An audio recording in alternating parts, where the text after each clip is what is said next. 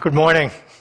Again, this is going to be, we're going to add things a step at a time. I started simple and then get our ducks in a row and then add different elements to the service as we go on. So what we're going to start is some announcements, and we're going to just dive right into the message. We're thinking about the 10 commitments, and then we'll be excused, and then we'll be able to associate and socialize outside. But again, it's nice to see everybody. It's been a long haul, and I know that we are tired of having to deal with the complexities of the pandemic, and so let's dive in. We're thinking about the 10 commitments, and last week we looked at commitment number 1. God sees me. I'm going to read from 40 Days with the 10 Commitments, day 2, and commitment number 2. The text is Hebrews 4:15. For we do not have a high priest who is unable to sympathize with our weaknesses. God sees me. This could easily feel unsettling and disturbing. Something like being placed under surveillance and having your home and office bugged. With God, though, He is able to tap your brain, not merely your phone. He knows our thoughts and attitudes. He knows our words before we speak them. God sympathizes with me. This changes everything. God's watchful gaze is like that of a loving parent or a caring shepherd.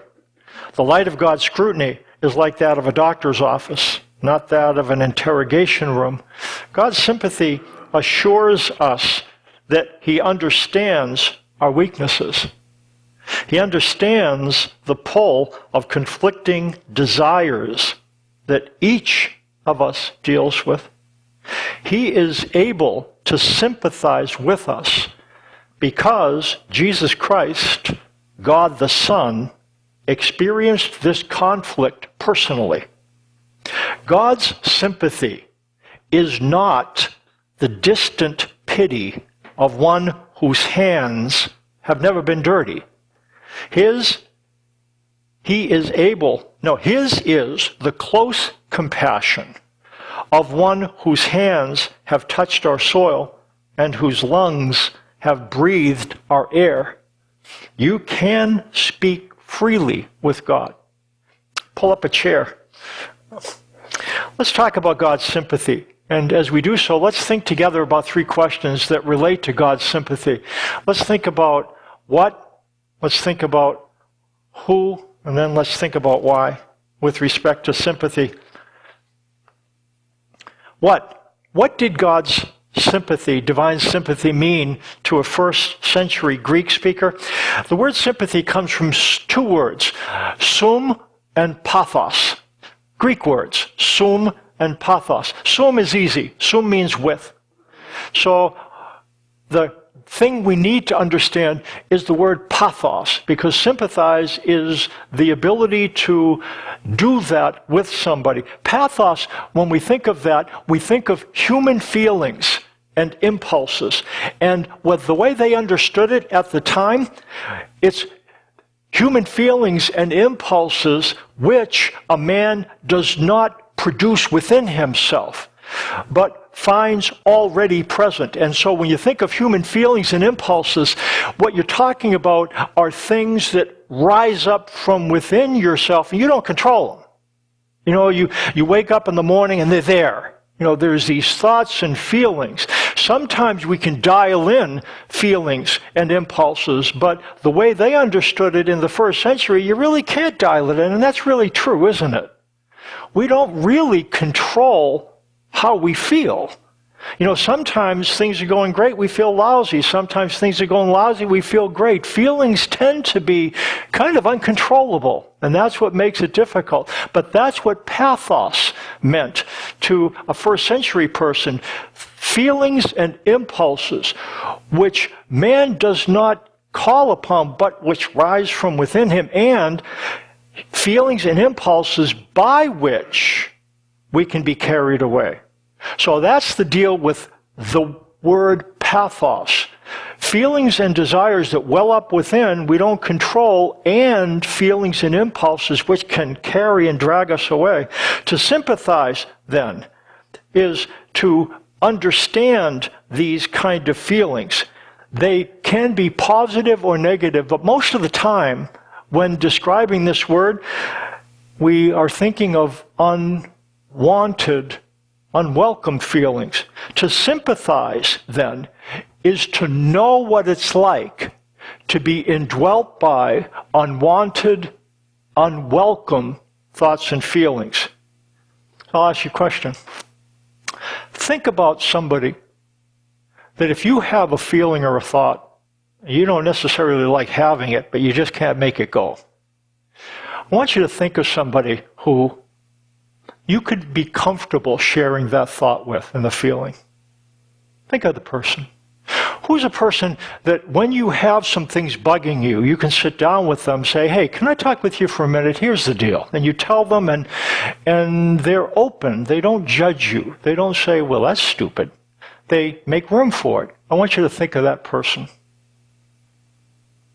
Do you have a face?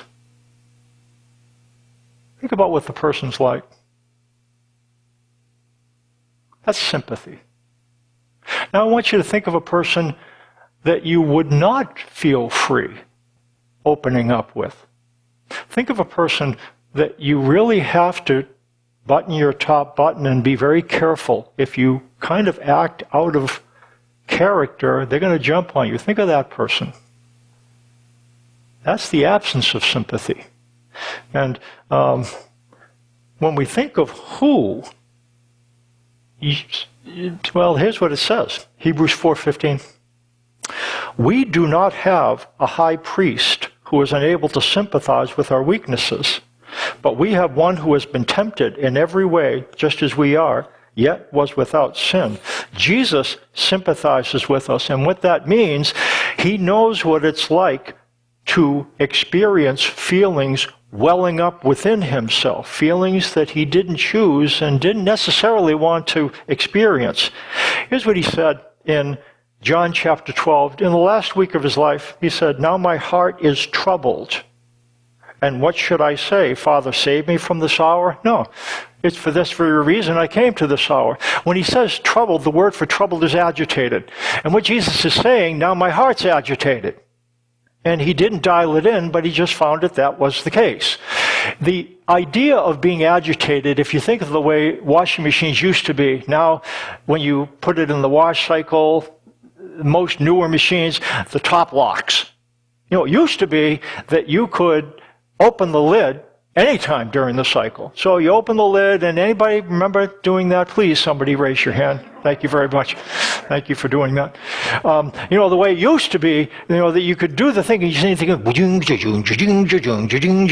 could see that thing is called an agitator. And when Jesus talked about, now my heart is troubled, he's saying my heart is agitated. That's the way he felt inside. His emotions were churned up.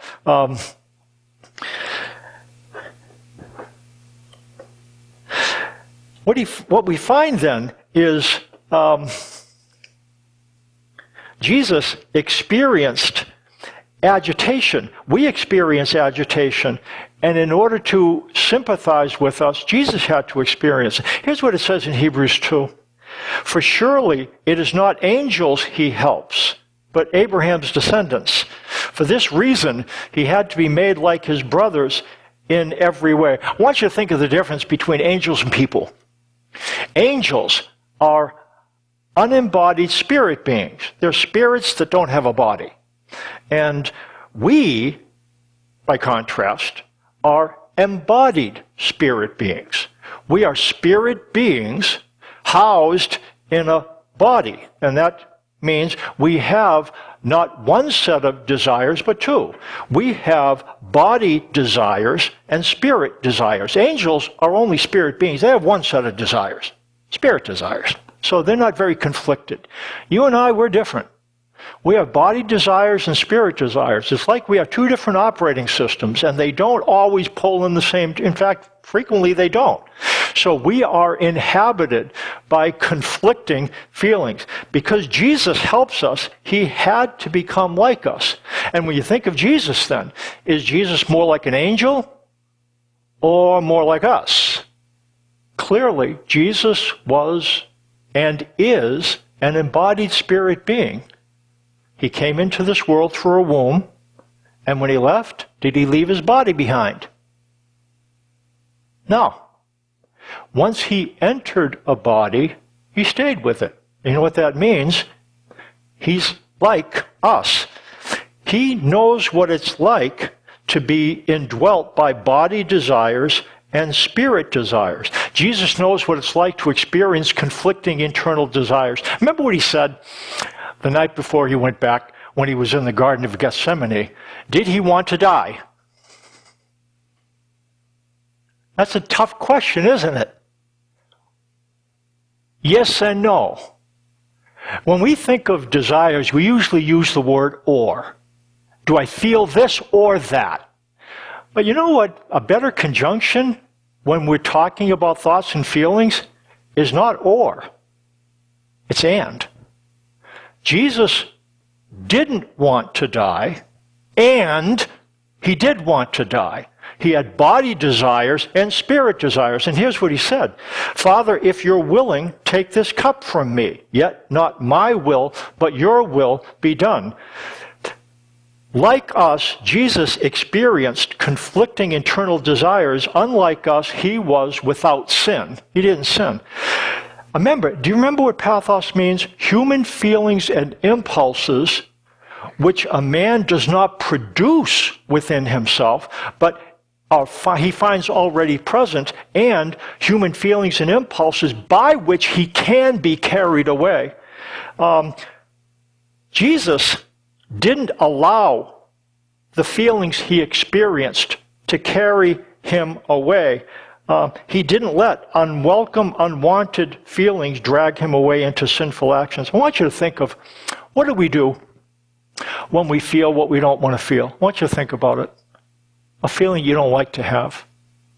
Maybe it hits you in the morning on days where you're going to be busy, or maybe days where you're not going to be busy. You're going to be isolated and alone. I want you to think about having feelings that you don't want.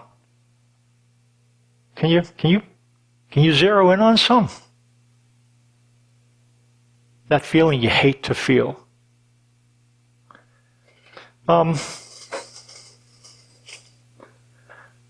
When we feel what we don't want to feel, we try to change it. We try to change our expectations. I want you to think about a feeling maybe you feel because somebody did something to you, and then what we try to do is, well, I shouldn't feel this way. You know, they were just doing this, and I was just doing this, and sometimes we can push our feelings out of the way. We can dislodge them so that they don't stay there. Sometimes we can change not ourselves, and some of us kind of automatically try to change our expectations. We try to change what we want so that what we get lines up with what we want and we don't feel conflicted anymore. Okay. Some of us, we don't fix ourselves, we fix others. Why did you do that? And we change what other people do. But in either way, what we're trying to do is we're trying to change our feelings. And when we can do this, we feel okay. When we can't do it, that's hard. When we try to push a feeling out of the way and you can't do it, you feel powerless. And that's, you know what happens when we feel powerless? We feel kind of either resentful. Because if somebody did something to make you feel something, then the tendency is, well, thanks a lot. Thanks a bunch for doing that. Now I got to feel this feeling. No, we don't necessarily say that, but that's what we think. Sometimes it's not resentment that we feel, where we kind of hold others in contempt. Sometimes we hold ourselves in contempt. And we feel remorseful. Why am I such a? Why do I deal with that and this? When we can't change our feelings, that's when we can become kind of addicted to mood-altering substances and behaviors. If chronically enough, if you experience feelings you don't want to have, what you end up doing is finding ways to change your feelings fast. The problem with addiction, it changes the feeling. But once the impact of whatever you use once that wears away, the feeling comes back stronger, and you have to use more. It can really be a trap and a cycle, and it's all about trying to change our feelings, and if we can't, we become anxious and depressed. In order to be without sin, Jesus needed to learn to tolerate unwelcome, unwanted feelings. You know what Jesus did? Think about what he said the night before he died. Father, if it be your will, let this cup pass from me. You know what he's saying? I don't want to die. And yet he said, but your will be done. What he did, and this sounds easy, but it's not. He observed his feelings. There were body desires. I don't want to die. There were spirit desires, but I do want to die. And he didn't exclude either one of them. He didn't use or, he used and.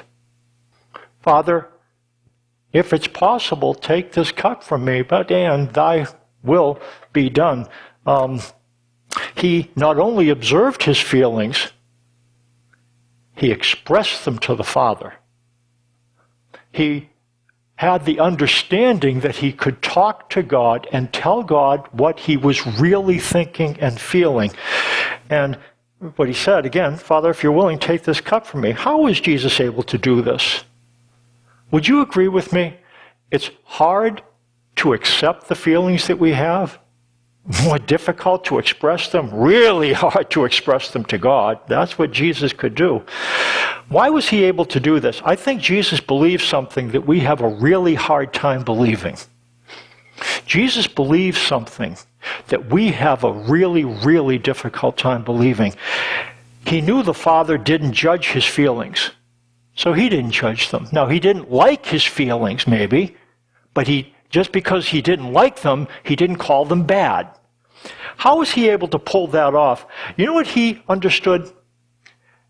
Well, here's what he said. Now my heart is troubled. And what shall I say? Father, save me from this hour? No, it's for this very reason I came to this hour. When he talks about coming to this hour, he's not just talking about dying. What Jesus is saying, my heart is troubled, like an agitator, or like a storm at sea. And what he's thinking and telling the Father, he goes, what should I say, God? Take me from this hour? No, it's for this very reason I came to this hour. Because if I don't experience agitated emotions, how will they know that I sympathize with them? How can I sympathize with them if I don't know what agitation feels like? And they need to know that I sympathize with them. Jesus came not just to die, but to experience unwelcome, unwanted feelings so that we wouldn't have to feel alone as we dealt with them. Sympathy is, well, it was really the Father's idea. When I think of God's sympathy, I think of Jesus because he's the one who is embodied. God is not, the Father is a spirit being. Jesus is an embodied spirit. But Jesus came to earth not because he wanted to, but because the Father sent him. Why? Here's why. It is really important that we understand God sympathizes with us. It's really, really important. You say, why? Well, you can't really solve a problem until you understand it. You know what Jesus said? He said it a lot. Don't judge, or you will be judged. Don't judge. You know what we judge? We judge others, and we judge ourselves. When we do or think something, you're so stupid. Some of us say that to ourselves. Idiot. Stupid.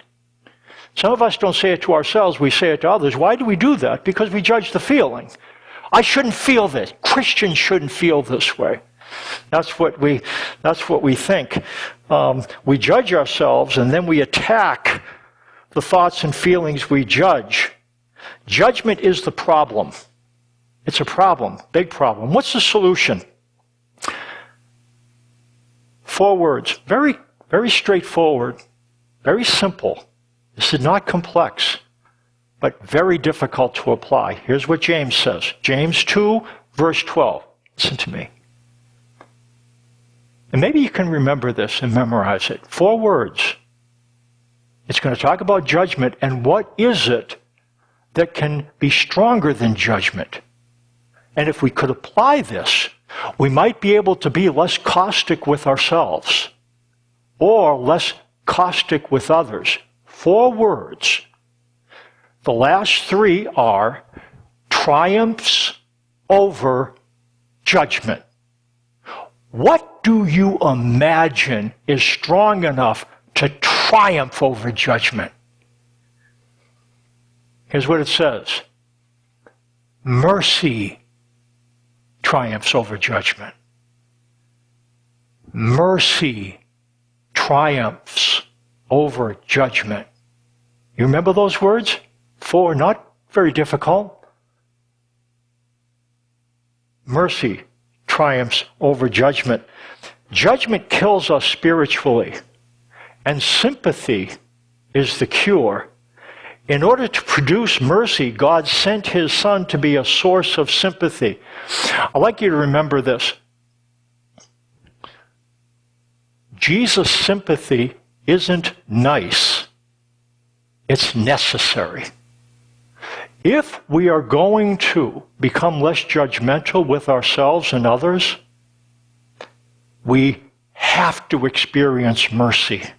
We don't need somebody pointing a finger at us, because that just makes the problem worse. This doesn't triumph over judgment. This does. Sympathy does. Somebody who understands that you can express things to, that you can share things with. If you have a person like that, that's what helps overcome judgment. And Jesus is that person, and the Father sent him so that he could understand. Make room for Jesus' sympathy. Make room for it. Think about it. Dial it in. You say, why? Because mercy triumphs over judgment. And if you want to be gentler with yourself and with others, there's only one way, apparently. Dial into the mercy and sympathy of God. And slowly you'll find that you'll become a little less harsh with yourself and others. It takes time, but anything really worthwhile does. I'm going to close with a verse. It says in Hebrews, we also have had the gospel, or good news, preached to us, just as they did, but the message they heard was of no value to them, because those who heard did not combine it with faith. You see, good news can't really help us if we don't believe it and make room for it. Here's what I'm going to suggest. Make room in your mind for God's commitments. Think about them. Ponder them. Because as you do so, you'll begin to believe them deeply, and you'll find your attitude will change. Think about the fact that God sees you. God sympathizes with you. We'll talk next week. God deals gently with you. God loves you. God changes you. God chooses you.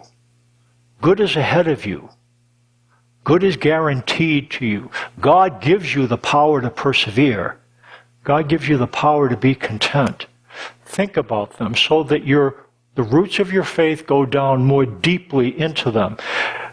If you haven't been through it for a while, go back through. If you've never been through it, 40 Days with the 10 Commitments, it will help you think about his commitments. And if we think about them and believe that God is faithful to keep these commitments today, which is the hard part of it, we need to believe that God sees us today and God sympathizes with you, not in the future, but today. He knows what you're thinking and feeling, and when we dial in his sympathy, we find the ability to become the people he wants us to be. I'm going to close this in prayer.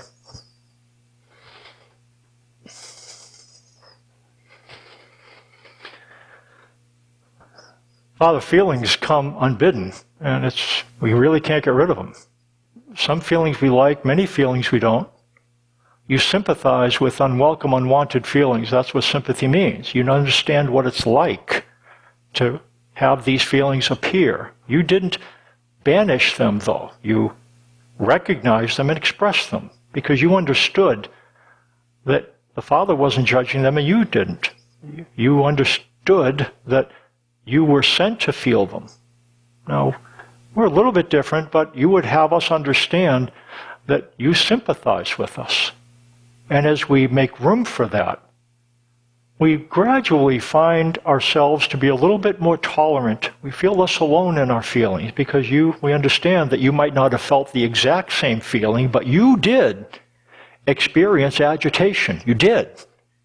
You experienced being inhabited by unwelcome, unwanted feelings, and you can understand us. And as we recognize that and believe it, little by little, we feel less alone, a little less judgmental, a little bit more gentle, a little bit more Christ-like. Thanks for that in Jesus' name. Amen.